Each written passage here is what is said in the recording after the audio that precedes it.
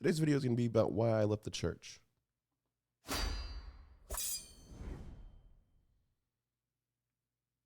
Once again, my name is Jeremy Cash. Nice to meet you. Welcome back to The Division. Help a paralyzed veteran out and help me get to 1,000 subscribers by subscribing, commenting, and sharing the videos. Today, I wanted to do a video I saw. It was on TikTok, I believe, or I don't even really know where I found it. I think it was on TikTok.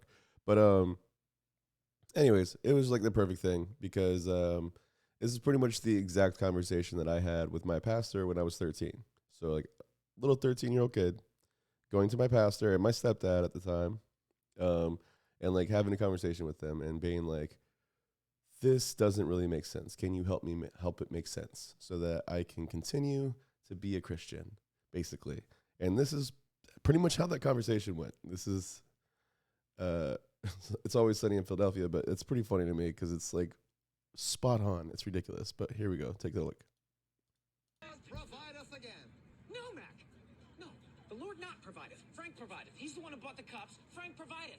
The Lord provideth the snowstorm in May that allowed us to get the cups now. See, it's all a part of his divine plan, Dennis. And that's locked in, so we're good. Okay, so all we have to do is nothing. No, because we have free will, Dennis, which means that we have to take the necessary steps to make sure that that plan comes to fruition. Which is predetermined. Yes. But it doesn't matter what we do if it's all predetermined. You see how your argument doesn't make any sense? That's correct. But it doesn't have to make sense because that's where the faith comes in. Right? I have faith that what I'm saying makes sense. Okay, so even if it doesn't make sense, your faith makes it make sense. Correct. Got it. Okay, so there's no way to have a rational conversation with you. No. I'm telling you, man, like the similarities are insane. Like, imagine I'm 13 and I'm sitting there talking to my pastor, and I'm like, listen, you're telling me that God is omnipotent, right? And they're like, yes, exactly that. God is omnipotent. He's all-knowing, everything, all-powerful, blah, blah, blah. Okay, all right. So if God is omnipotent, that means he knows the past, the present, and the future, okay? If he knows what is going to happen in the future, that means it's written down. This is what's going to happen. These things are going to happen, right? So if they're written down and this is what's going to happen, every single time that you are presented with a choice in life that you think is your free will, it's actually not, because it was predetermined that you were going to choose the thing that you already chose. So then in reality, there is no free will because it's already all predetermined. It's all written down. It's already all done. So they couldn't win. They couldn't finish the argument. They were just like, and pretty much what he said at the end, you just got to have faith, Jeremy. You just got to have faith. And this is the part where you lose me. Like, you can't lose an argument, in my opinion, and then win it by being like, you just got to have faith. As long as you had the faith of a mustard seed, you could move a mountain, blah, blah, blah, blah. Like, fuck out of here, bro. It's all bullshit. So this is where I started like really like going through and really deciphering things a lot more and like reading the Bible a lot more and figuring out basically that the Bible in the church is used to control women basically this entire time. So like that was where I was like, this is just dumb. The whole thing's dumb. And the fact that they take 10% of your money every freaking week that you earn and then they don't get taxed on it is bullshit. It's the craziest thing in the world, man. Like, imagine if they took any of that money, if they just took 10% of their money every single week and they put that towards investing.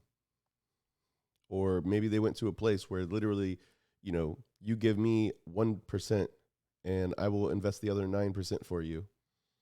And then that makes it worth it for me to do it. I'm investing your money for you. And then I'm also teaching you how to invest and what to invest in and what to look for and how to read things and how to do things on your own and how to build wealth. That'd be amazing. But that's not what churches do. They just take your 10% and run. And then a lot of them don't even help homeless people. A lot of them don't help your communities. A lot of them don't do anything. They wait for one of the people in their congregation to get sick or something, and then they give them money or help them out in some type of way, but it's not a lot. They might pay their mortgage for like a month, but that's it. You better get back on your bootstraps, pull them up, get it back on your own. So I don't know if your church experience is different than mine. I was raised Southern Baptist. There was a little bit of Seventh-day Adventist in there as well. And they were actually a lot better. Seventh-day Adventist, whenever, at least at the church that I went to in Apopka, Florida, that was a really good church. They helped out the community. They had like a whole room or a whole area of their church that was basically for poor people to come in there, and if they didn't have enough money or if they weren't ever, like they could come in there and get food. They can get blankets, clothing.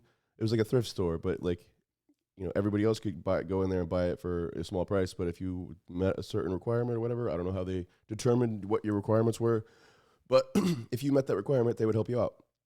They also had Pathfinders, which is like Boy Scouts, except boys and girls are mixed together in one class, and they just teach you like how to survive and how to freaking build campfires and how to make soap and all sorts of shit like that whenever I was younger, and like, how to swim, and just like nonstop things, just like how to survive, how to do things that aren't related to video games, basically.